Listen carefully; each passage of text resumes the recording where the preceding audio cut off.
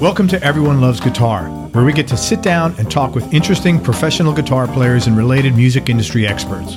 If you love playing guitar, stick around. You're in the right place. Hi, this is Craig. Just want to let you know you can now advertise here on Everyone Loves Guitar podcast. For more information, go to everyonelovesguitar.com/advertise. That's everyonelovesguitar.com/advertise. Hey everybody, this is Craig Garber from Everyone Loves Guitar, and we have one of my actual guitar heroes and band leaders and guy who I listened to his records literally maybe 500 times.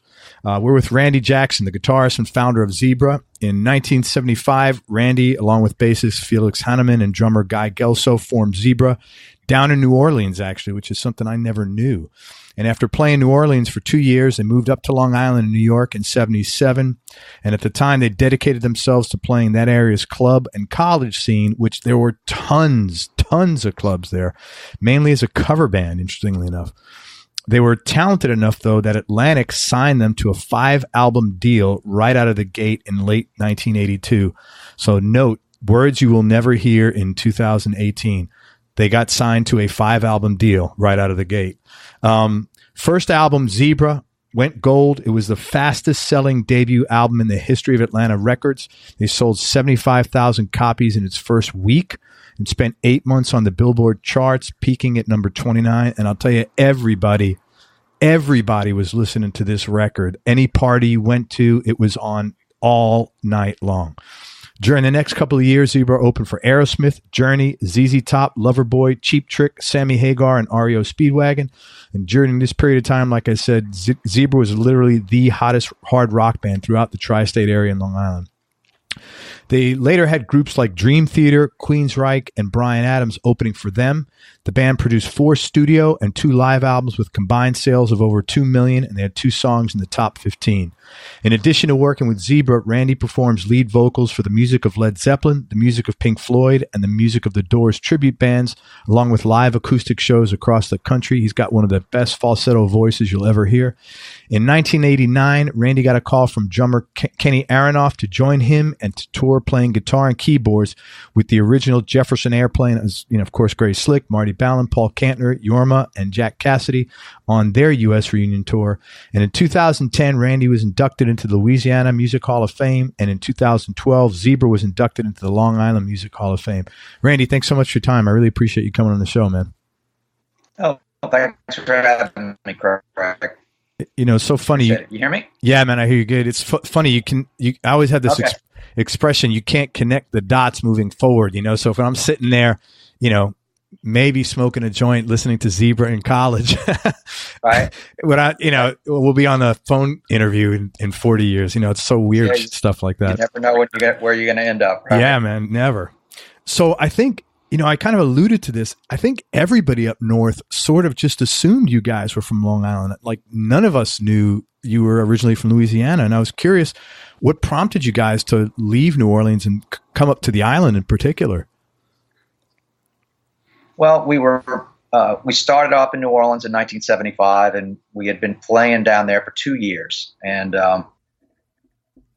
we were doing really well. Had a lot of big following in New Orleans, and there were other bands in the area, older bands that we had seen that had kind of done the same thing, but didn't leave, and they were like heading down. They had already had a good run. And we wanted to get a record deal. That was our goal. And we just kind of figured, well, the record companies aren't coming to New Orleans to find a rock band, so we better to go to where they are. And so we were either going to go to Los Angeles or New York. And we happened to have a friend of ours in New York who knew a club owner and made the a hookup there. And eventually we got a couple of gigs for New Year's Eve of 1977. And came to New York and started performing in Long Island. Wow! So you came there because you had a gig lined up. Basically, was the well, body? we needed to get out of there. We wanted to not overexpose ourselves in New Orleans. I mean, we were packing the biggest rock clubs that there were in New Orleans, and there really wasn't anywhere else for us to go. We had, we were playing mainly cover tunes at the time, a lot of Aerosmith and Zeppelin, but we were playing a lot of originals. We had originals, so we were ready to go. We had started playing them when we first went out. I think we had like 8 originals when we first started performing. And so the whole idea was to try to get a record deal, and we just didn't feel like we were going to get it in New Orleans. So. Well, it worked, man, and I give you guys credit. That's a ballsy thing to do. But, I think when you're younger, you're not looking at it like that. You just, you want something, you go after it, right? Yeah. I mean, we flew a guy down from New York to come see us, the guy that owned the club. I mean, it's a long story. We, he said he wanted us to come up during the summer, and then called us right on the day we were getting ready to leave to New York. If you wait, because I don't have that many gigs for you. And we were all ready to go, and we had done our big, farewell show in New Orleans. Zebra's going to New York, Oh my God. And so now we're like having to go back and say, well, we're not going to do it. And so we had another big farewell show like 5 months later. The exact same thing happens. No. He says, I've only got one gig for you guys. I've only got one gig. I can't promise you any more than that, And so we were like, I hung up with him, and then we sat around. We said, look, we can either do one or two things. We can, we can hide. We can cross the lake, stay went to New York and reappear in a couple of months, or we could just go, and just do the gig. So that's what we decided to do. We said, we're coming up there, one gig, and that's it. And that's what we did. We just headed up there. We had bought a new PA system in Tennessee, and of course that wasn't ready when we got there. So this guy was scrambling to get it ready. And then we headed up to New York, and we did our first gig on New Year's Eve, and it was with a band called Rat Race Choir. We did. Sure, I remember them. Yeah, 2 nights with Rat Race Choir, and then we got some more gigs. We played at a place called Chaucer's Ale House. We started getting some gigs at Hammerheads in Levittown, and a weekly gig there. I think it was on Thursdays, and things started clicking. So it worked out. By the time May came around, we went back in May. I think we stayed up for a couple of months through like March maybe, and then went back to New Orleans to make a little more money because we weren't making enough to survive up there. But we went back, and by the end of the summer, we were making enough money to where we could stay in New York if we wanted to. We didn't have to keep coming back to New Orleans to fill the till, Yeah, that's a cool story, man. I didn't know that. That's really good. What where were you live? Just staying with somebody up there, or are you like renting a Yeah, the guy. His name is Lee Feldman. He was the club owner, and Lee put us up in his attic. He had an attic in Levittown. Yeah, so we had. There was the attic was divided into two. It had like a divider straight down the middle, and so we had 3 of us would sleep on each side of the attic, and there wasn't enough room to stand up because it was just we were like in 2 lean-tos is what it was. Oh my God! So we're sleeping side by side, like wearing some big sarcophagus, together, and it was pretty funny, But there were 6 of us, and we survived it, That's really cool. Fun. Yeah, what a great success story, man! And then you get a record deal for a 5-album record deal. Holy crap! It's quite an experience, no doubt. Were you surprised when you got the record deal? Oh, okay, first of all, were you playing the songs, some of the covers, some of the originals? Sorry, were you playing some of that material that ultimately wound up on the first record? Oh yeah. We had done a demo for some of the songs back in 1978, 79. And our manager at the time was a guy named Phil Basile, who had managed Vanilla Fudge. Oh, wow. And he took the demos to Atlantic, and they weren't really interested. They said, this stuff sounds good, but it's dated. If you guys were out 10 years ago, it would have been great. So they kind of said no to us at that point. This was like 1979, 78, right around then. And so, we got disappointed, and Phil was very involved in nightclubs all over Long Island, and I think he had kind of lost a little interest in it at that point, and so we just parted ways with him and headed down south, and we went out to California for a little while, and we met up with another guy who handled us for a couple of months, but he was having some personal issues. And then we made some demos, though, while we were out there of some new songs. And in the meantime, the demos that we had originally made, the ones that Atlantic had turned down, had been picked up by the radio station WBAB in Long Island. Oh, yeah. Fingers Metal Shop, man. I used to listen to that every Sunday night, man. Like religion, it was. Yeah. And Bob Buckman, who was the program director there, took a real liking to the band and started playing our stuff. They started it off on the Homegrown show, and then all of a sudden they put the songs into regular rotation because they were getting so many requests for them. And so, we knew we were getting played. I remember the first time I heard it, but, whether that was going to pan out into anything. But after we came back from California, I remember getting a call from my wife saying, you got to call, the record company wants to sign you and all this stuff. And I was like, wow, Atlantic Records, that's great. What happened? Well, as it turns out, Bob Buckman, the program director of the radio station, had met with a guy named Jason Flom. Jason was just starting off at Atlantic. He wasn't even an A&R guy at the time. He was just in promotion, trying to get a song played for Atlantic on WBAB. But when he went to meet with Bob, all Bob could talk to him about was this band who had the top 5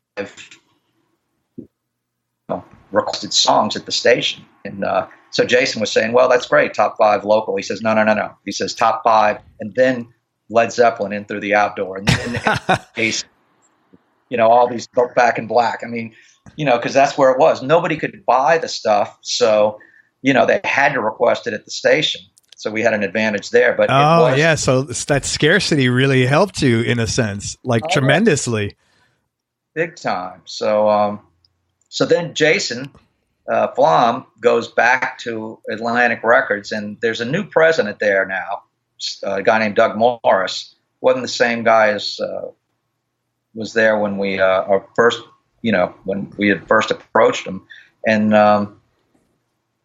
Doug took the tape, and Doug was a friend of Jason's because Jason's father was a big wig on Warner's board. And so Jason had his ear, and he gave the tape to Doug that Bob had given him. I know I'm sounding confusing, but no, anyway, it's actually making perfect sense. Actually, okay. President's got the demo tape, and we found out years later that what actually happened was he took the demo tape and he got into a limo to go back to Long Island to his house, and he put the tape into the tape deck in the limo to listen to it. And the first song on the tape was "Who's Behind the Door," and it's got the long acoustic intro. Yeah. So he's listening to it, and after about 25 seconds, he just ejects it. My God. They want to get the beat of the song, but when he ejects it, the radio just happens to be tuned into WBAB, and the song is playing. It's like it just continues. It's like playing part of the song, and he's like, wait a minute. And he's pushing it back in, and now he realizes it's on the radio. And so then he listens to the whole thing on the radio, and then the DJ says that's the most requested song at WBAB for the last 4 months, Zebra, Who's Behind the Door. And that's how we got signed. Holy, what, the statistical likelihood of that, every one of these events happening and lining up is like infinity, man. Holy shit. I got goosebumps when you said that. That is crazy, man. Yeah. It was funny. So we got in there, when I first met Doug, although he wasn't there, I wasn't at Atlantic when we first came in, he said, oh, this stuff is brilliant. It's so fresh. It's so new. And, the other guy said it was dated, the same material. Exactly. I didn't say a word. I just said, thank you.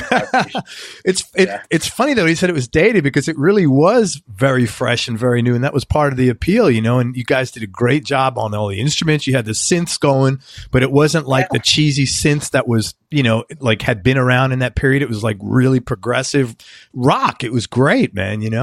That's so funny. Oh my God. That might be the best story I've heard out of everybody I've interviewed, man. That's almost impossible. Holy shit. Wow. Sorry, man. I need a minute to process that. That is just crazy. I cannot believe it. Well, we had pretty much given up on getting a record deal at that point. It was like 7 years at that point. And so my wife and I had bought a house in Louisiana. I was just kind of resigned to, we were just going to play New York and New Orleans, and we were making a great living. Yeah. And the, band was doing great in both markets, but record deal, we didn't think it was going to happen. And then all of a sudden it just happened like that, you just never know. And so that guy, Flom, he was a guy, I saw the Twisted Sister documentary. He was the same guy trying to push Twisted, wasn't he? In their documentary. Oh, yeah. Okay. Which you're in that, I'm pretty sure. Yeah. I'm in the Twisted Sister thing. And, he had heard of Twisted Sister, of course, because once he came out to see Zebra, people were telling him about Twisted, and I suggested that he go see Twisted, and we were playing a show with them up in near Poughkeepsie, and Jason went up there and he saw how the crowd was with Twisted, and he went back to Atlantic and said, these guys are happening. This was where our record had already. I think we were already in the studio at this point, But and Twisted had a record out in England, but they were having a little bit of a hard time getting an American deal, and then Jason, got him signed over here. Yeah. And since then, Jason's just been signing stuff like blockbusters. I mean, his latest is Greta Van Fleet. So wow. So you're still in touch with the guy? Oh, I've been in touch with him all these years, and I mean, he signed Lord and Kid Rock, and I mean, the list is like ridiculous. You look at this, he's like, he's really had an unbelievable career in A&R. So now when he makes a recommendation, he doesn't have to beg people to listen, I guess. No. With that record. No. Very cool, man. Thank you for sharing that story. That was really awesome. So the album takes off. Did you have any inkling at all like it would be successful? Did the record company say, "Hey, I think you got something here, be prepared," or what was your mindset all of a sudden this thing's nuts? It didn't just go nuts all of a sudden. It was interesting because we did sell those records, right away. It went nuts for those first couple of weeks, and it went nuts because probably we were the biggest bar band ever. Yeah. that's what I'm guessing, Yeah. We had done so well on the local level. We just sold that many copies right out of the box without anybody else having heard us. And then the sales slowed down, when that first, and I think it leveled off at like about 100,000. And it wasn't, and Atlantic didn't put much money into promotion either. They were just like holding back, and they did give us some tour support. We got a tour with Loverboy, and then St. Louis. They kept trying to get the record played around the country, and a station in St. Louis, KC, started playing Who's Behind the Door. It was either Who's Behind the Door or Tell Me What You Want in heavy rotation. And we got a call one day that says, "You sold some records in St. Louis." I said, "Oh, that's great. How many?" I'm expecting them to say tens of thousands. They said, "We sold 7." I'm like, "Oh, wow." No, they're serious. They really that sold 7 or whatever it was, a handful of records, and that to them was great. That meant that the radio airplay was turning into actual sales. They pulled us off the road, and we made a video, which they got on MTV, and then that was when they started to really promote the thing. Oh, so they decided to throw some money at you guys. They wanted to see that it was just the recording itself was going to sell records. I guess that was the philosophy, and that's what they waited for. And that was like three months maybe after the record came out, so it took a while. And I learned a lot during that time about how record companies work and how the industry works. So yeah, man, if you had known that, you could have gone down there and bought like a dozen and maybe had 2 or 3 videos made. Yeah, well, believe me, people do that all the time, and wow. It does work that way. But at that time, we knew nothing, and KC was a big part of setting that into motion. That's great.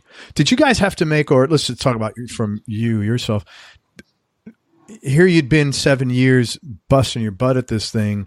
You're young. Did you have to make any kind of adjustments? Because I would imagine all of a sudden, like, you're the next the next greatest thing since sliced bread. And like, I would imagine you're overwhelmed and you suddenly have a ton of commitments and everybody, what's that expression? A winner has, everybody wanted to be your best friend.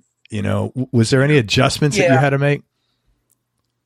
Not really. I mean, I've thought about, this whole fame thing, and we never crossed that threshold where you couldn't walk out. I mean, I think about people like Michael Jackson or the Beatles and how they adjusted or didn't adjust to that kind of fame. That's big.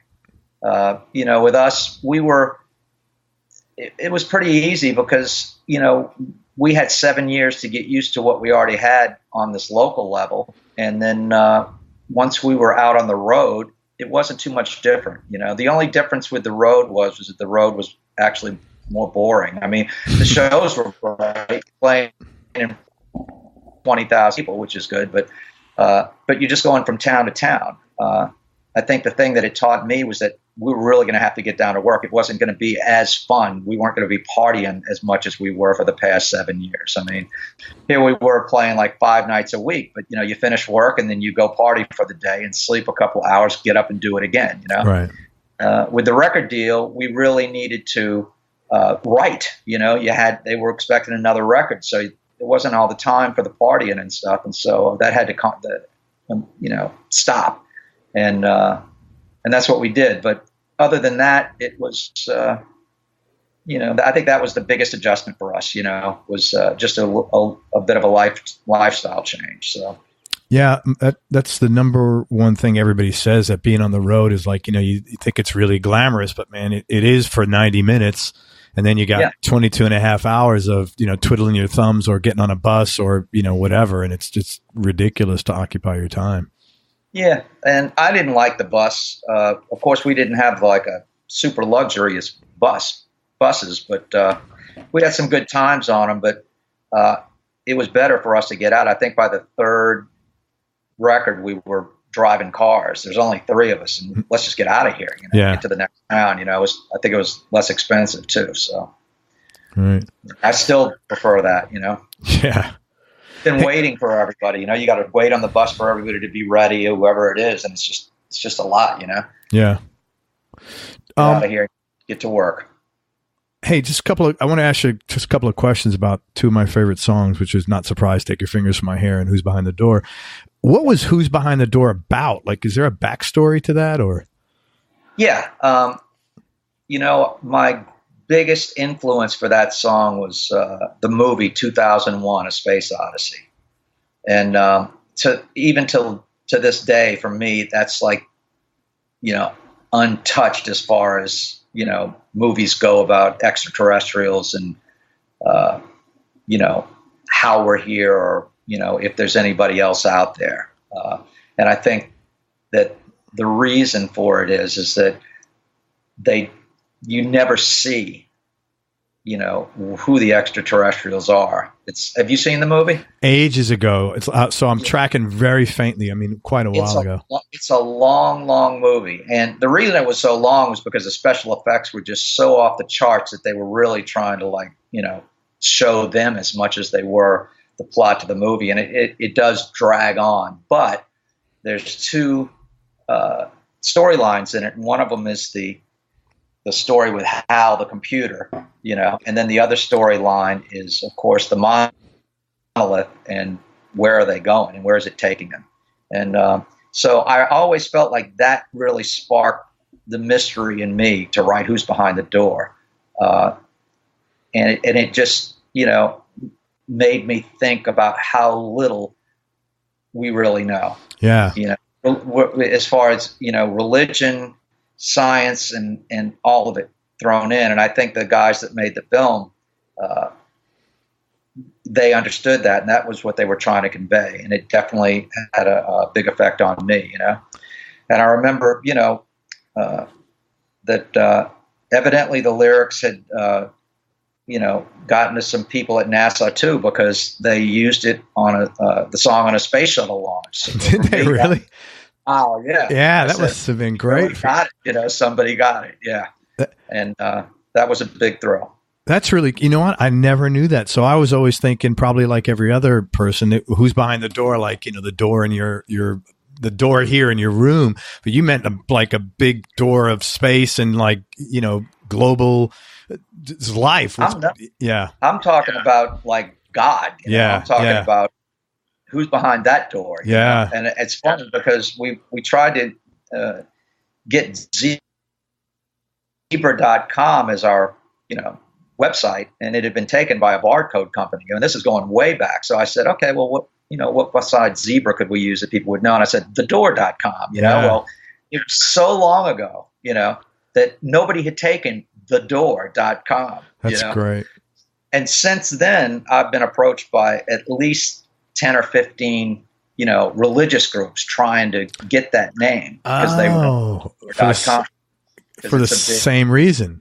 Yeah, it's a big symbolic, thing in a lot of different religions, Now I've got to go back and re-listen to the song now that I know the real meaning of it. That's so cool. That's great, man. And Take Your Fingers From My Hair, 7.5 minutes long. Did you know it'd be that long when you first presented it to the band? No, not really. We, I had the song and we worked out the arrangement, at rehearsal. And, but we never really worried about how long a song was, Sometimes we would make them too long and we would edit them ourselves after we'd listened back. But to me, a song should just determine its own length. I agree, and man. Of course, And if it's good enough, you want to have all the elements in it. Of course, with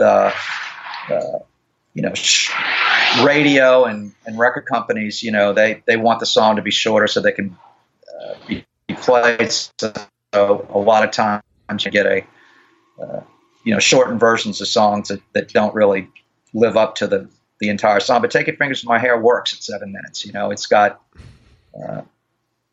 I don't look back and say, well, we should have cut this or cut that. No, that's perfect. That song, man. You kidding? No, Thanks. That's great. I know exactly what you mean. I write ad copy, and it's the same way when you're writing copy. You want to be as economical as possible, but you need to write as much as you need to tell whatever story or sell whatever you're selling. And it's just probably the same thing writing songs is what you're saying. Yeah. So I totally get that, man. Is there a backstory to that song?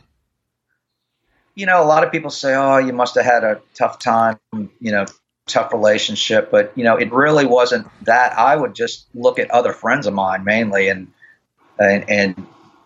write their stories, try to empathize with them. And that was where a lot of these songs came from. One More Chance, Take Your Fingers From My Hair, all the, Love Gone Wrong songs, Tell Me What You Want. They were really not so much about me, but about people I knew, Well, you mentioned it twice that you were married. That was a young age to be married as like a rock star. Are you with the same wife still? Yes, she's right here. Dude, how many years is that? 37. Congratulations, man. That's awesome. That's the coolest thing you did, more than the music, man, because I've been with my wife 26 and I know it's a journey, man. That's work, in a good way, work. That's great. Yeah, man. That's good. Congratulations. That's very cool. That's, it's really been easy. I found the right woman, and she's been couldn't have asked for more. Good for you guys, man. Congrats. What'd she say? What'd she say? She said he's only saying that because I'm here. Yeah, it's big brownie points you're getting, man. Keep it up. That's okay. Hey, how was it playing with Jorma and the Jefferson Airplane? Do you have any cool experiences from that? Yeah, I mean, that was just really, really a lot of fun. I mean, what was I like? I was 12 years old, I guess, the first time I heard Jefferson Airplane, and so when I went on the road with them, I guess at that point I figured they were going to be cool people, but we had a great time. They had a great sense of humor. Jorma was awesome. And Grace, big sense of humor. I hung out with Jack Cassidy quite a bit, and they all have their own personalities, but they were at the time, I guess Grace was like 50 at the time, and so they had been through a lot, at this point, in their careers, and everybody was, mature and had grown up. A lot of the stories I had heard about them previously, all that was in the past. And, without getting too crazy, it was they were just fun to be around. They were very witty, smart people, and a lot of fun to be around. Paul Kantner was a character, I can tell you that. Definitely a unique. I do remember when we were playing in San Francisco, and we were doing an outdoor show, and I think we had a couple of guys from the Grateful Dead were opening the show, and Jefferson Airplane was headlining. It was a free show in the park, and there was like 110,000 people at this show. Holy crap! Yeah, and we're standing on the side of the stage, while the opener is on, and the police are guarding the stage and whatever. And one of them goes over, and Paul is smoking a joint on the side of the stage, and the policeman goes over to him and says, "Listen, man, I know you smoke pot and whatever, but would you mind, a little respect?" And Kantner, just looks at him and goes, "Write me a ticket." Just as nasty. And I was like, oh God, I almost wanted to walk away. But that was Paul Kantner. That's the way he was. He was throwing it right back at him. And the guy just shook his head and walked away back to I would have. What year was that? It's 1989. In San Francisco, that is mind-boggling that in 1989 a cop's actually asking somebody to put out a joint, a musician at a concert. Yeah, well, and he knew that. With me, I was kind of like, if it was me and I'd been doing it, I probably would have said, "Oh, no problem." And I would have put it out or walked away or gone somewhere else, but not Paul. He was going to just do it. The guy wasn't like threatening him. He was just asking him to, because, I guess you have the police there, you have all these people watching him smoke pot, and it's kind of like in your face. And I can understand it from the policeman's point of view, Totally. It's a little bit rude, but, that's the kind of tour it was. One other thing that was pretty funny with Paul was that when I first went out to do rehearsals with them, like you said before, Kenny Aronoff had made the suggestion that I come out. And so Kenny and I were, we were both really excited about playing. And when I first went out, they were in the middle of rehearsals, and they hadn't played together in a while, and things were a little bit loose. And so after about a week, it started to sound pretty good. It was starting to sound tight, and I was like, wow, this is getting good, and at the end of the rehearsal on that day, just when it's starting to sound tight, Paul Kantner says, "Okay, that's it. We're done. See you guys on the road." And Kenny and I are looking at each other like, wait a minute, this is crazy. We thought he was joking, but everybody all of a sudden just starts acting like what he said. His assistant comes over asking him about flights to get out that night, and do you want this one, that one? And so Kenny and I walked over and said, "Is this for real?" He says, "Oh yeah, this is," he says, and Kenny says, "But Paul, it's just starting. We just have another couple of rehearsals. It'll be really, really." Paul goes, "Yeah, that's the problem. We don't want it to be really, really tight. We want it to be loose. And right now it's almost a little too tight." He says, "So we're calling the rehearsal right now." And so Kenny and I are looking at each other like, is this for real? We're like thinking he's pulling our leg, because there was a lot of teasing and, practical jokes. But sure enough, that was what it was. They didn't want to rehearse anymore. So anyway, we go on the road. We're doing gigs, and every gig things get better. It's getting tighter and tighter, and it's starting to really sound like we envisioned it sounding, with a couple of more rehearsals. And we get to Radio City Music Hall. We're doing 2 shows there. And at the end of the second show, we're in the car going back to the hotel, and I think it was the New York Post or the Daily News had done a review of the first night's show. And the guy who wrote the review says it was great seeing the band again on stage, the original members and everything, but unfortunately the band just sounded too tight and too polished. Oh my God. Here it was. I said, this is just unbelievable. Can't win, man. No, you can't make it up. He really knows his audience. He knows what makes, crazy them enjoy the show. And he was right, and this guy who had written the article had just called it out, too polished. Really funny. Jorma's a really unique player. Having played with him, what about him makes him unique? I know that's I don't know if that's a clear question. What was different about him, his playing, than other people that you've played with?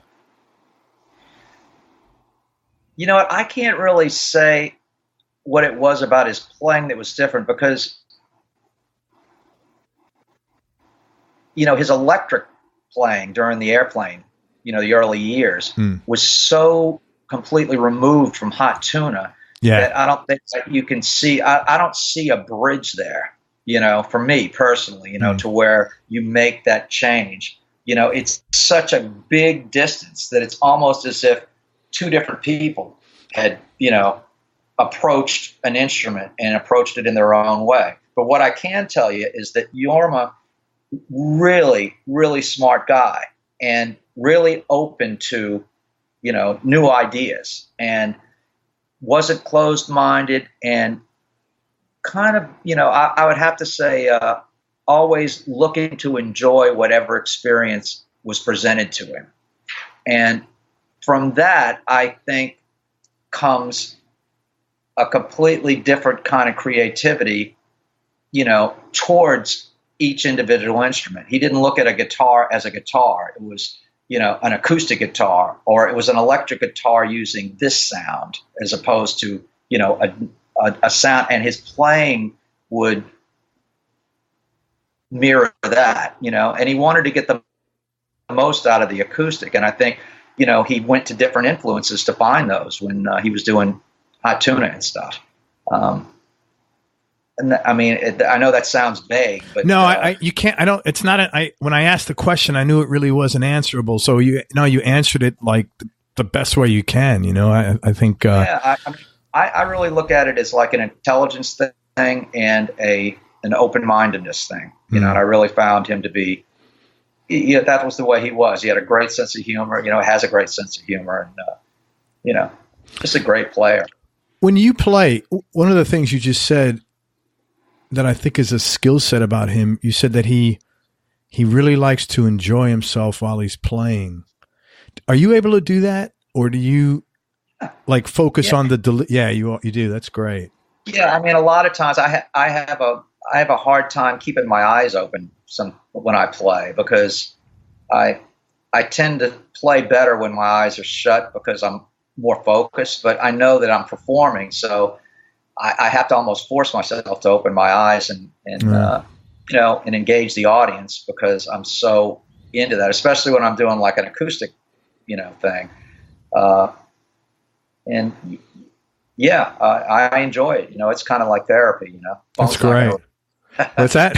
What's that? It's not going to ring. The bell's not going to ring. Yeah, that's cool.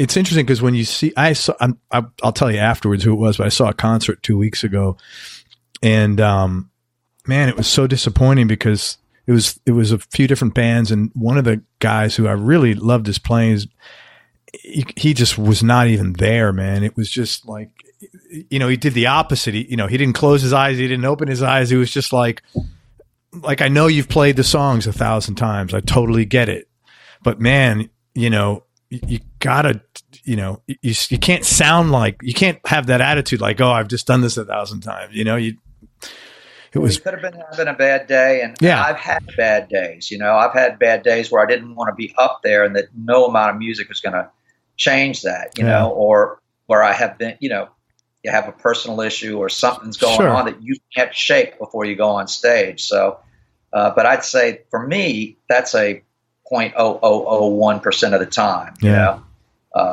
a lot of people drag everything on stage with them, and that's not a good thing. You really need to leave it behind, you know? Yeah. Well, then, and I don't want to get all in this. And then the lead singer he's throwing cables. He was pissed off at something. So the whole thing was like, wow, it was just a little kind of a weird. I hadn't seen any shows like that. Problem that day, you know? Maybe they were nuts, or maybe they had a bad sound check, or things just weren't going right, you know. Yeah. But you can't bring that on stage. I mean, if there's a technical issue on stage, you know, with me, you've got to just go with it and laugh about it, because people didn't come there to see you and to complain. Yeah. They're there to get away from the complaining of their own jobs, you know, and they're there to enjoy it. So if you can make light of any issues you're having, we're all human. You know, that's the only way you can do it. You don't have to be perfect all the time. Yeah. And people, they kind of like to see that your things can happen, and they like to see the way you handle it if you handle it the right way. They didn't come there to see a train wreck, you know? Yeah. And it's funny when I see someone closing their eyes, a player, I'm like, I'm pumped because I know that guy's in a zone and he's giving me 100, or she's giving me 110%. So it's, I like that. I like, you know, when you're into it, man, it makes me feel like I'm getting great stuff, you know, from the heart stuff, you know, which is why you come to a show, as you know. Yeah. Well, it's focus, total focus, you know? Hey, where in Louisiana are you originally from? New Orleans. What was your up in New Orleans? What was your childhood like? Lakefront. My parents were both attorneys, and they were very open to the music thing from the get-go. They took my brother and I to see the Beatles in 1964. That was my first concert, and they used to play Les Paul and Mary Ford records for us before that. And, you know, they bought us. I had a drum kit. My father was a drummer too. We bought a little drum kit for, I think I played the drums first and my brother played guitar. And you know, they were very supportive the whole time. Had a lot of friends that played music in elementary school and had some bands. And I loved sports. I played a lot of football, loved football. But in high school, I had to stop all the contact sports because found out I had a missing lock on my vertebrae. Oh, wow. Between L4 and L5, you know. It's called spondylolisthesis, I think it's called. And there were like 3 different doctors with 3 different opinions as to what to do. One of them wanted to fuse it. One of them wanted to don't do anything and go ahead and play your contact sports. Football players do this all the time. Third guy said, quit the contact sports because you can certainly injure yourself and your back's going to be in a bad shape. So we chose to just do no more contact sports. Yeah. That was that in high school. And maybe that had me focus more on the music at that point, you know? Yeah. Yeah. And that L5, man, that's the place you always injure. That always gets injured, man, on anybody that's doing anything athletic. So yeah, that was. Yeah, it was a congenital thing. You know, I was just missing the locks, you know, it was just, they weren't there. My vertebrae were just floating on top of each other at that point, you know?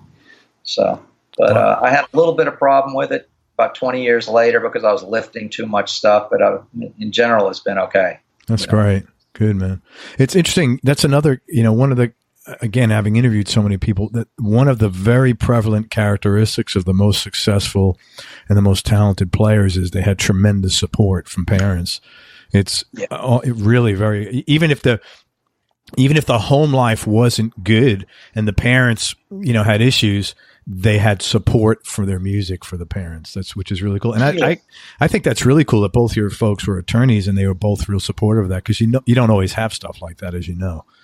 Yeah, no, my parents were great. And, you know, they both played music. My mom played piano, you know, when she was younger. My dad was a drummer. So they both had music in their backgrounds. And that was, you know, couldn't ask for better. And then they were both helped out along the way as far as, you know, once we started doing the record deal and all that kind of stuff, you know, it was very helpful to have a couple of attorneys there, you know? Yeah, I bet. That's great, man. What have been some of the bigger obstacles that you've had to deal with along the way, either like musically or personally or business related, stuff you had to like really dig deep to overcome, if you had stuff like that? You know,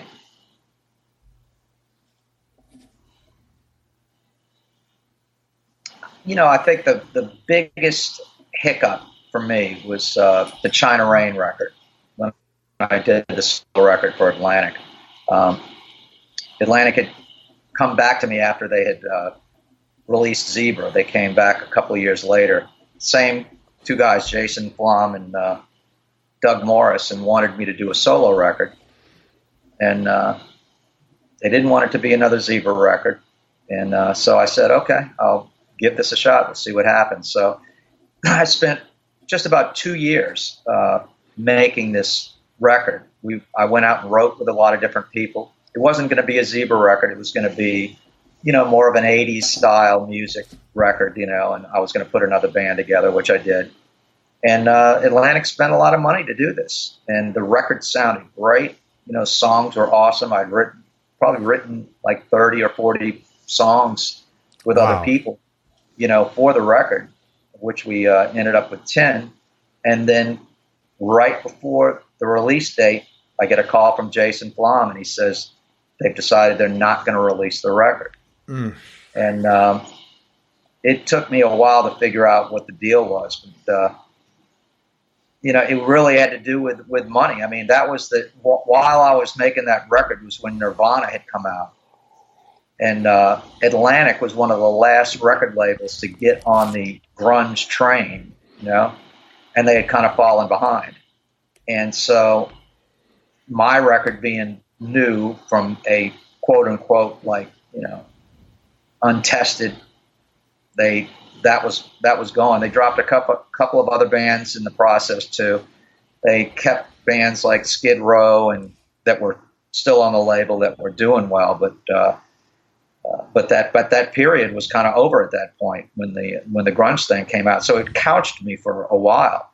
But I remember that summer, I was like, still questioning when maybe it was something else. What did I say something wrong or blah, blah, blah? You always have these questions. Yeah, of course. I remember that was the summer where all of a sudden they started to promote the Led Zeppelin box set. Do you remember that? Yeah, yeah. Led Zeppelin greatest hits catalog and all this stuff, right?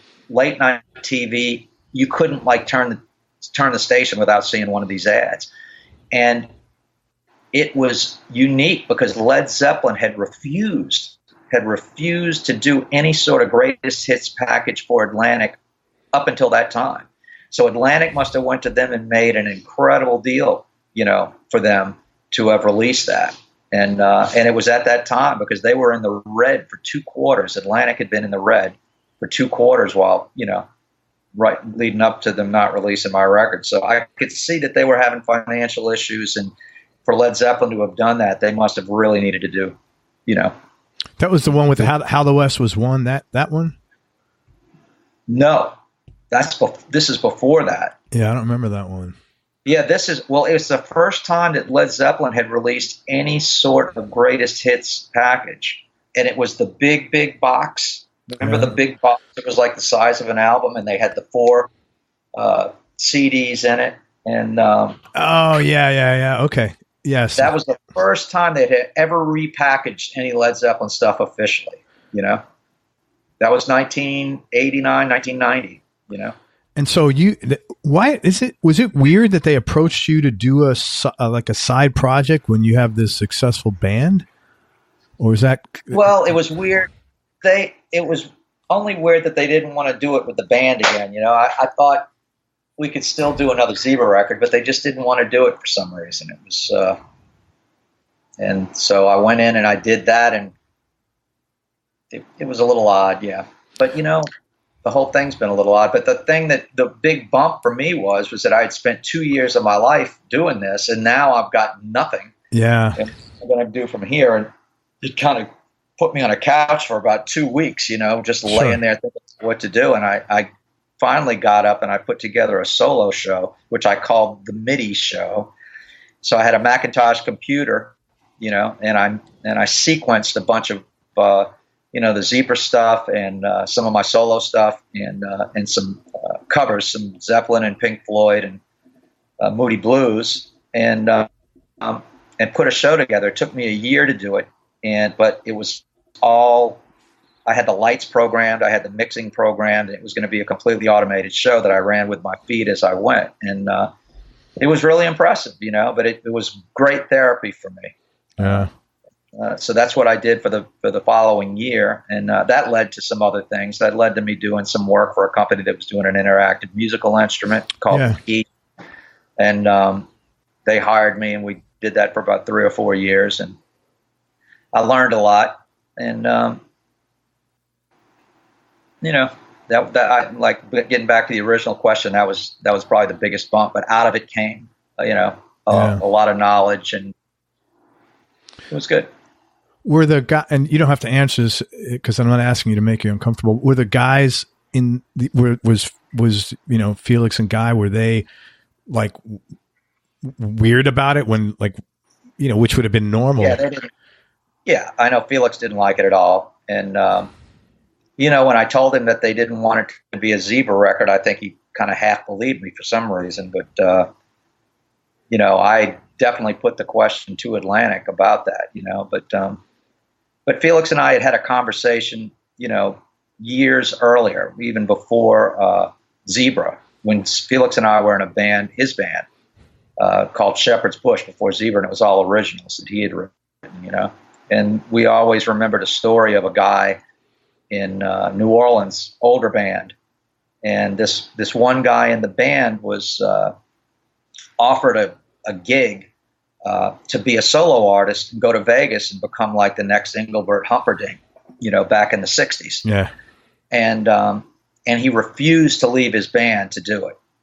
And so Felix and I would talk about that, and this is before Zebra, that, he blew his shot. So that always entered my mind, that somewhere he had to understand that if that was what they were offering me, I needed to go there. Now, I never said we were breaking Zebra up or anything. As a matter of fact, we continued performing as Zebra, the whole time. We've never had any time where we quote unquote broke up. That was never the intention. But I'm sure, and I'm sure Guy didn't think it was such a great thing either, but yeah, just sweet. Yeah, it's just it had been a couple of years since the last record, and I was okay. Let's go. If this is what it is, Yeah, it's one of those things where if it happens to you versus if it happens to the other guy, your reaction's totally different, and it's just it's a very, it's just one of those things, man. There's nothing, it's going to be awkward no matter who it happens to. It's just what vantage point you're looking at it, how weird it is, or, it's just totally get it. Well, man, that's tough. It was never a deal breaker or a friendship breaker between us, ever. That's great. That's great.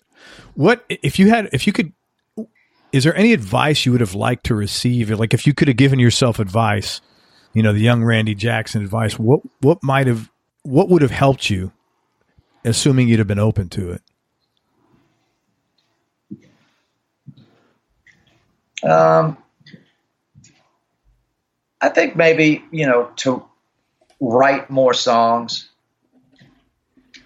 just spend more time writing when I was younger, and I did write a lot of stuff. I did spend a lot of time doing that, but, I could have always written more. You look at McCartney and Lennon, and it seems like everything they wrote eventually got put out. They were just hit makers. But for somebody like me, I'd have to write like 3 or 4 songs before I'd find one that was, I thought suitable to perform. And so from quantity is going to come the quality for me. Right. And so I think I would have advised myself to just have written more, and be a little more prepared for the first Zebra record, because when it came to the second record, we were like, I wrote one song for the second Zebra record, at the time, but the rest of them were just either songs we didn't use on the first record or just going back and revisiting a bunch of stuff that either we hadn't done at all, or old tapes that I had, and so that was a big learning experience too. Sure. Whereas the third record, was pretty much written from scratch, between the second and third, and think that was the record I was the most proud of, the third record, because I really did. But I wish I would have written more and have been more ready for the second record, I think. Yeah. Is that what, now that you're saying this, is that, they always talk about the sophomore slump. Is that probably one of the reasons why? Because all of a sudden now you got to write, and holy shit, and you got to make this record real quick. We got to get it out.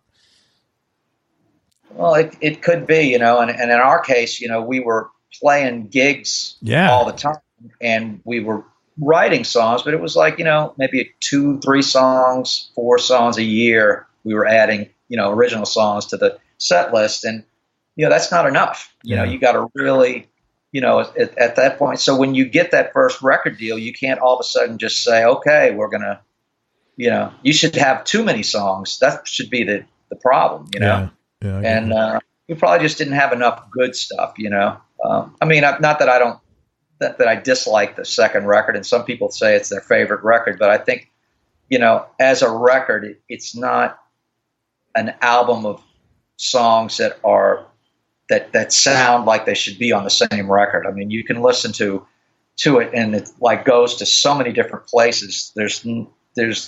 It's not as cohesive as the first or the third or even the fourth record, Yeah.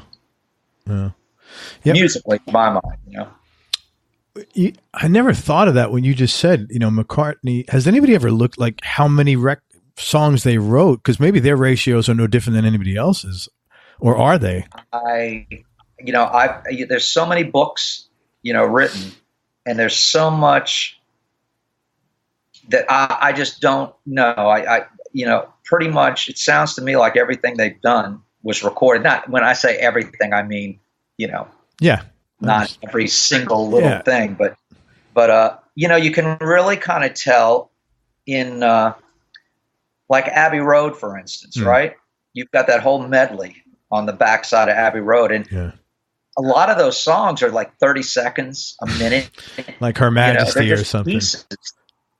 Well, not even Her Majesty. Even before that, Her Majesty's definitely like a little vignette in its own. But you've got Polythene Pam, and you've got what was right before that?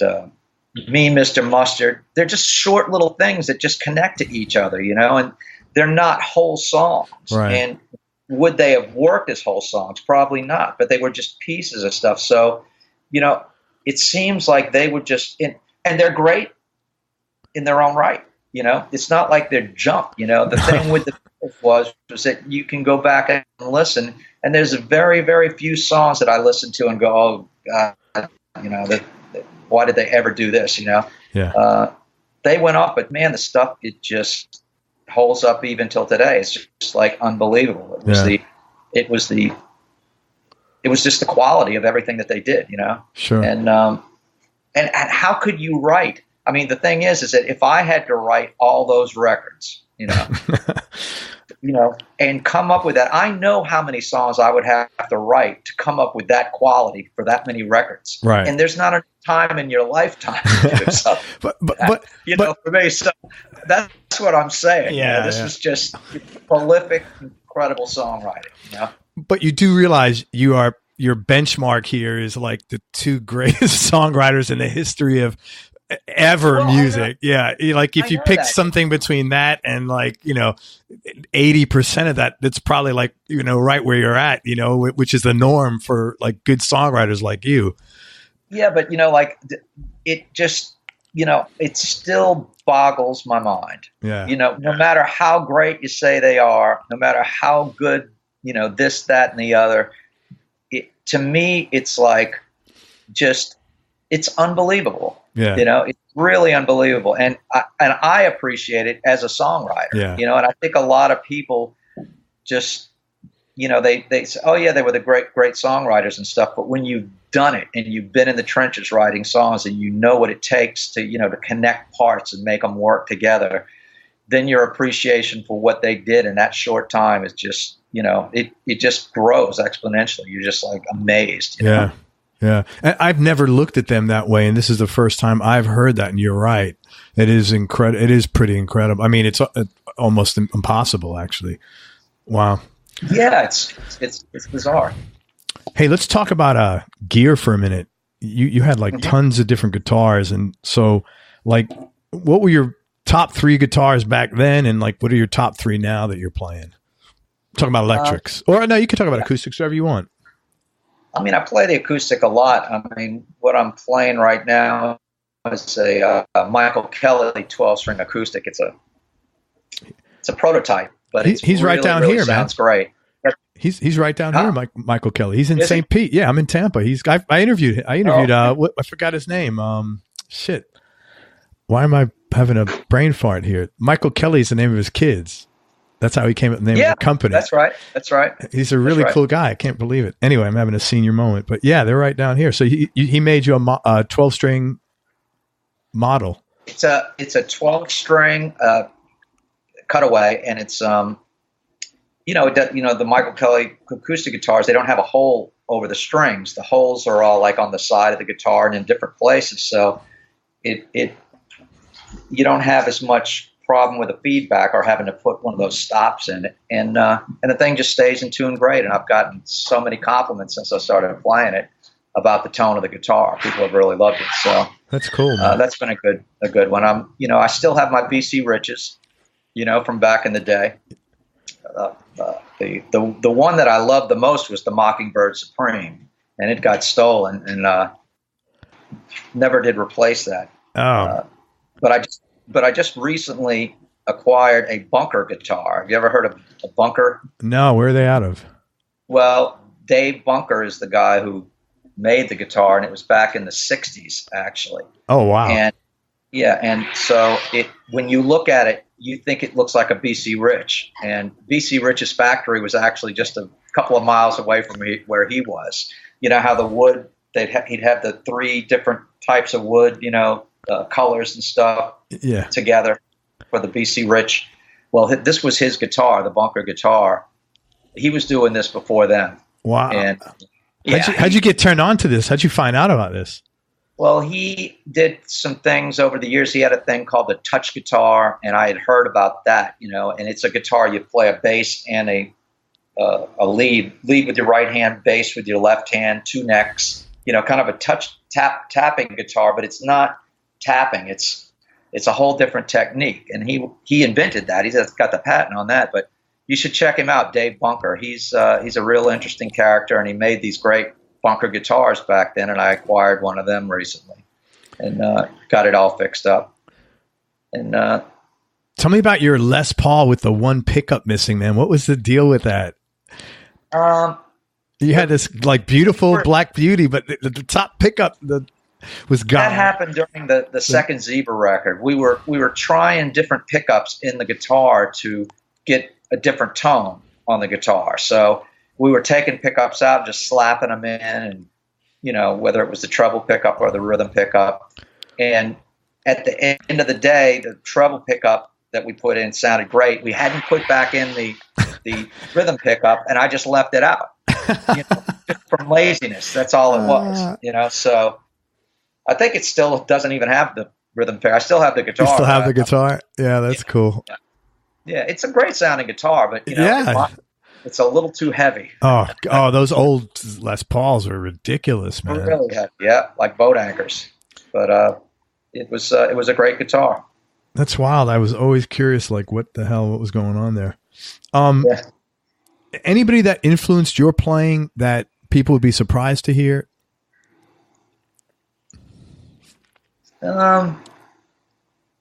Maybe the Allman Brothers. I'm a big Allman Brothers fan.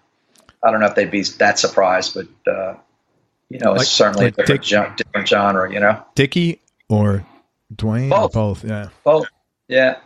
I was a big Allman Brothers fan, and great stuff. I learned a lot of the Allman Brothers stuff in memory of Elizabeth Reed, note for note. When I was a kid. Beautiful song. And Grand Funk. I used to listen to a lot of Grand Funk. And I learned a lot from listening to that. We were one of the coolest bands around for sure, man. Yeah, they were. Yeah. They were awesome, And at one point, they were like the biggest thing going, Yeah.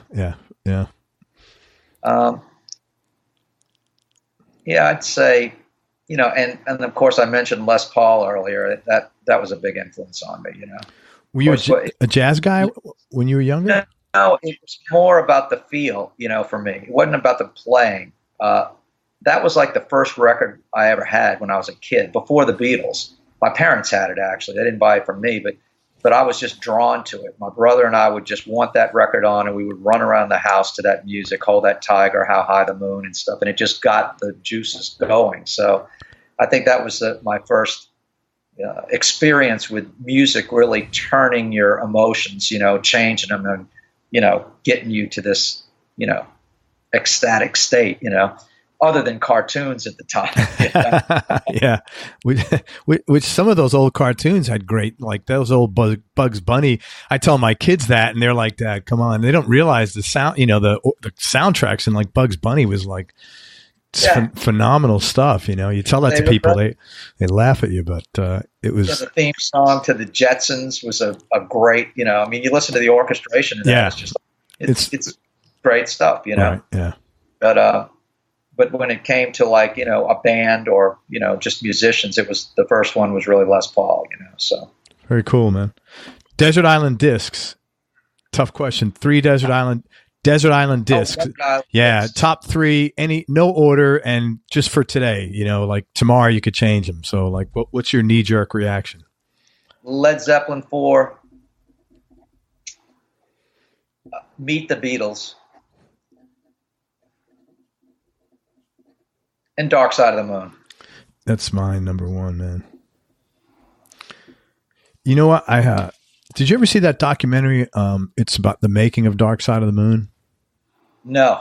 It's on Netflix. It'd be worth your time. And Roger Waters was talking about it, and he was talking about, where they made it, and The Lunatic is on the Grass he was talking about. And apparently they all went to Cambridge University, and they were so ridiculous in their mind because there's this quaint patch of grass, which, you want to walk on it and enjoy it. And there's these signs, do not step on the grass. Do not step on the grass, yeah. So check this out. So my wife is from the UK. So we went, 90, I don't know, 6, maybe, no, it's later. There's probably, 2000 maybe, and we went there, and my son's into the same kind of music I am, my older one. He's 28. But so we went there, and we went to Cambridge, and I said, man, I gotta find this freaking patch of grass. So, and I did some research, and it was in King's College Chapel was the name of the building. So we went there, man, and it had to be before that. And I found it, and sure enough, they had the same signs there. Do not. Really? Yeah. And so we sat on a bench with, I don't think it was an iPod. I think I had, like a CD player, but I had the headphones with 2 sets so we could both listen to it. And it was the coolest thing. Like, one of the best memories I have as a dad, we sat there listening to Dark Side of the Moon, specifically that track. Yeah. Watching the patch of grass. Cause that's where the freaking guy sat and wrote the song. So I was like, oh my God, this is so nutty. Yeah. But check that movie out. It's a great story. Yeah. He has some good stuff in there. Roger Waters in particular. He says some stuff that I thought was pretty smart and intelligent. I read something about Dark Side of the Moon the other day where he had brought in Paul and Linda McCartney to do voices. Really? I didn't know. That's the part where they're talking on the record. Yeah. Where the guys are talking, and so it was interesting because he said the way they did it was he would ask a question. Yeah. Yes. Index cards. Record answers, and he brought them in to answer the questions, but ended up not using anything they said because their answers were not interesting enough. It didn't sound like what he was looking for. They were too, maybe I forget what the article actually said, but my memory is politically correct, and he was not looking for that. So they ended up using, somebody who worked around the place, when he interviewed him, with the heavy, British accent, and using his English. And that's what you hear. That's so cool. Yeah. I'll tell you the one thing he said in there, and when I saw the movie, it made a big impact. I was like ready. It was like one of those things in life where you're like, man, I really needed to hear that. And I was able to make changes in my life. He said, we often go through life saying, as soon as this happens, I'll do this. And when that happens, I'll be able to do that. And he said, I realized a long time ago that life starts at dot and then it's going, man. And there's no do-overs. No. You got to go with the flow or fight the flow, either way, and you don't know where you're going to end up, but I understand that completely. You can't, I never try to plan too far ahead. People ask me, where are you playing in 3 weeks? I go, not necessary. Right? I know we're playing tomorrow. Well, I was like really ready. And what that did for me is it said, okay, I have to start like being more in the present for sure. And just focusing more on happiness, not happiness at others' expense, but like, that's what it's about. I don't get any do-overs. And I guess I'm 54 now. I was probably, I don't know, 40, young 40s when I heard it. I was ready for that message, and it really made a change because I made changes in my life over the next few years after that. So it was really like almost started me on that journey of making some changes along those lines. So it was pretty cool. So that movie's like, it's nostalgic to me for that reason. I'll have to watch it. It's going to be on my book of things. Most important thing you've learned about yourself, man, throughout this whole journey you've been on. Most important thing I've learned about myself? Yeah, through this whole journey. I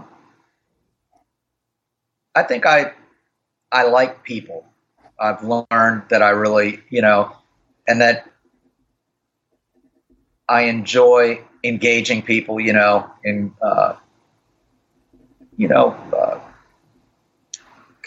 I put it, in civil, conversations that we might disagree on, and I enjoy it because I think I'm traveled enough to see that people are, there are different people in this world, of course, but everybody has pretty much the same goals, and they try to get there in similar ways, and I think that for me, what was your original question again? Because I think I'm answering it. Yeah, it was, what have you learned about yourself throughout this journey? Yeah, that I can relate to a lot of people, and that I don't have a problem, engaging anyone. There's no fear. I don't have. I think my parents raised me in a good way to not prejudge people, and and I, I guess genetically am more inclined to not be that way, to not have a prejudged disposition, any fear of going to the unknown. I'm not going to be stupid, but we travel around the world, my wife and I, and we've done some pretty, let's say, dangerous things, meeting people along the way, but none of them have turned out to be the wrong decision.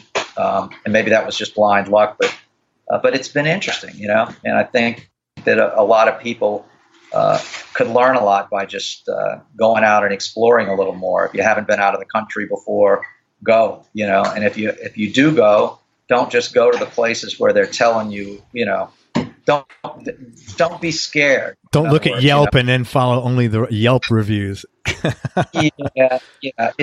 Yeah. I mean, a lot of times, there's a lot of political reasons that people will put the Yelp review in there and stuff. But go with your intuition. Don't prejudge, and use your head. Try to just be smart. Is there a story you could share that's not like too personal that you're comfortable sharing, and as an example of that? Because this sounds kind of interesting. Yeah, we, my wife and I were on vacation down in where was it? St. Thomas. British Virgin Islands, and we were just walking along the dock. We were looking for a ferry to go to. Where were we going, Felicia? She could tell. She should tell. Where are you going? And we were walking along the dock, and we asked this guy, if he knew where we could go to get the ferry, and he was on this boat. And then he says, "Hey, have you ever been on a yacht before?" And we looked and said, "Well, that looks like a pretty nice one, And he says, "Come on, I'll show you." So we went on the boat, and beautiful. I mean, like, ridiculous, like ridiculous. Like lifestyles of the rich and famous, ridiculous. Even beyond. It was crazy. Wow. It was crazy. And so we went on the boat and we're talking to him, and there's a picture of, wow. And he goes, oh yeah, that's my house in France, and my antenna go up right then, this is like, nah, can't be. This looks like, it looks like he's got a moat, in part of this thing, Anyway, he says he's there by himself, because he's trying to sell the boat, and he's going to be down for a couple of days. And then he says, y'all should come out. We're going to go out for a couple of days on the boat, and it's my wife's birthday. And so we don't know this guy from Adam, right. But we go back to our hotel, and I'm thinking about it. Wow, this, it's kind of too nice to be true. He doesn't know who we are. He doesn't know Brandy or Zebra or anything like that. Nothing like that. So it's just like we're a couple of people off the dock. And so I knew enough about him. I made a couple of phone calls to friends of mine, but things he had said, and they seemed to check out. So we decided we'd go on the trip, and we ended up going for how many days? 2 days, 3 days? 3 days. 3 days we were out on this boat, That's just on the islands, and it was bizarre, but that was, this was one of the, I definitely was thinking, this might be like a warning, but, we went with it, and it was great. And he ended up being, a great friend, his family and everything. And we did go to France. And we went to France to see the castle. Yeah, we stayed at the castle for a week. What was his deal? How did he get a castle? Was he like family or like? No, he was it Sergey Brin, the founder of Google? Hard-working guy from New Jersey. He had he did stuff for construction for Johnson and Johnson. Had all these contracts. Had a huge company. Him and his wife had bought this. They call it a chateau. They don't call it a castle, but it's a castle. And they had bought this thing, and she does weddings out of it, and it just turned out to be, the real. Everything that he said, Would you have gone if you couldn't have checked him out? Huh? Would you have still done that if you hadn't been able to make those phone calls and check him out? I don't. My wife probably. Yeah, my wife wouldn't have gone. Yeah, she would have. She would have been afraid. She was afraid this was going to be like, what was the name of the movie? Dead Calm. Yeah. I saw that movie when they're killed out on the boat or something like that. Yeah. But but this guy and his family are awesome, and I'm just glad he made the he made the invitation. We've been great friends ever since. That's cool, man. Yeah, I'm from the Bronx. I don't think I would have gone on that. My antenna would have been like, boop, boop, boop. This is wrong. Hey, man, I'm going to ask you 2 more questions. I really appreciate your time, and I can't thank you enough. You have any hobbies or interests outside of music? Physics. Yeah. Wow, that's. I was, when I was in school, that was my original intention was in college. I was either going to do music or physics, and so after the band started playing, and I left college, and but I still am just intrigued by physics, and I follow what I can as to what's going on the cutting edge of it and everything, and it's just getting. These days it's getting weirder and weirder and weirder all the time. So I enjoy it. It's, every day I poke my nose around to see what's going on, and I subscribe to a lot of newsletters and stuff like that. And, it's always fascinating, but I think that had a lot to do also with who's behind the door. That's exactly what I was thinking, man. Now the dime dropped. I totally get it. Okay. Now that you said that, I totally understand the enthusiasm and what your perspective. Hey, here's a funny story. I interviewed a guy yesterday named John Knowles. John he played with Chet Atkins. Chet Atkins nominated like 3 or 4 people, and he as what he called CGP, certified guitar players. This guy, John, was the first one. John was a physicist working at Texas Instruments in Houston. And right. He was like 2 or 3 years into his job, and he was a guitar player, and he said, man, I can't do this. I need to go play guitar. And he's much older cat than both of us. He's mid 70s, maybe later. And so you can only imagine the brushback, like from, pop culture back then, and whatever the early 60s, you're leaving to go play guitar. You're leaving your job as a physicist with Texas Instruments to go he went to go give guitar lessons. That was his start of his journey, you know? And that's so funny that, and then you're literally, this was yesterday. It's too weird. Yeah. Man. That's awesome. Yeah. That's awesome. Hey, man. Certified guitar player. Chet Atkins was phenomenal. Yeah. Really good guy. Hey, last question, man, and I could actually talk to you forever, but I know you got to get going. Biggest change in your personality over the last 10 years, and how much of this change has been deliberate and intentional, and how much has been a natural part of aging? I think, you know, in the last 10 years, I think I've suffered from depression my whole life. And in the last 10 years, I think I've gotten a much better handle on how to deal with it, you know, through different medications and lifestyle. And I'm feeling much better now than I have for, you know, I'd say the last 30 or 40 years, you know. That's great. Overall, you know. And so that's, for me, been the big change, you know. And so obviously it's been, you know, a trial and error, you know, with different medications, going to see but the first step of just going to the doctor was the toughest one for me. And that was over 20 years ago. Yeah. I remember going to the parking lot and saying, I'm about to go and I can do this. This isn't, you know, I don't need this, you know. Yeah. But when I went, I had stopped drinking and drugs and everything. I hadn't done anything for 10 years. So there was nothing in my system, and I was still depressed, you know. Yeah. But now I can look back and see that I was suffering from that from childhood, you know. Interesting. And trying to probably self-medicate, you know, in high school with alcohol and stuff. And but now I've got a good handle on it, and I'm feeling great, you know. So I think that's the biggest change for me in the last 10 years. Yeah. Man, I'm really happy for you, and I appreciate you sharing that. And for whatever it's worth, to me, you're a fucking bright ray of sunshine, man. You've been awesome. So, yeah, man, totally cool. Let me tell people where they could find you, and thank you again. This has been very cool. Okay, so check out, first of all, go back and listen to Zebra albums. They're a fantastic band, and literally they were the only thing people were listening to back in the day. And you can look up Randy Jackson online, but let me tell you where you can find him. First of all, go to thedoor.com, just thedoor.com. He's also on Twitter at Randy_Zebra.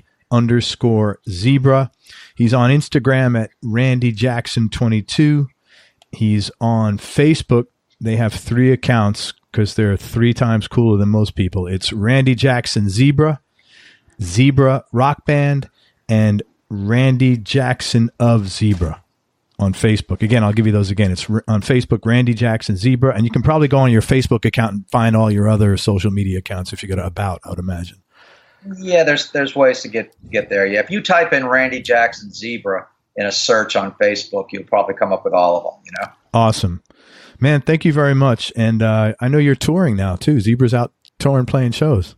Yeah, we're playing more than we have in 30 years probably. You know, we're doing the Florida real soon. We're actually going to be doing a symphony show with the Acadiana Symphony in Lafayette, Louisiana in November. It'll be the first time we're doing that, so I'm looking forward to hearing the Zebra songs with the real strings and stuff on stage. That's going to be really exciting. We're doing a West Coast tour in December, and we're all over the place, you know. So tour dates are on thedoor.com. Yep, go to thedoor.com, and all the dates are there. Great, links and everything. Everybody go check out thedoor.com. Go see Zebra. Go tell Randy you heard his interview and that you enjoyed it. Hey, man, thank you very much. I really appreciate it. Hang on and we'll wrap up. Everybody, thank you so much for listening. If you enjoyed this interview, share it with a friend on your social media channels. We appreciate your support. Thanks again to Randy Jackson for spending time with us. Still, freaks me out. I remember buying the Zebra probably down at Tower Records on East Broadway. So I hear him on the phone, on the conversation. Very, very weird. It only happened with one other, I've talked to tons of people, but I guess because your music is very ingrained in my DNA. Another guy that happened with was Dave Mason. Oh. Yeah. I interviewed Dave Mason, same thing. Everybody go to the homepage of everyonelovesguitar.com, sign up to get on our newsletter list. You get advance notice and you can send some questions into guests I'm interviewing. And most important, remember that happiness is a choice. So choose wisely. Be nice. Go play your guitar and have fun. Till next time, peace and love, everybody. I'm out. We hope you enjoyed this show. If you did, subscribe to the Everyone Loves Guitar podcast, and you can do this online at everyonelovesguitar.com or on iTunes. And if you like the show, please leave us a 5-star positive review. The more 5-star reviews we get, the higher our show ranks, and higher rankings mean we get to continue speaking with cool, interesting guests on our show. We'll see you on the next episode, and until then, keep playing your guitar and have fun making music.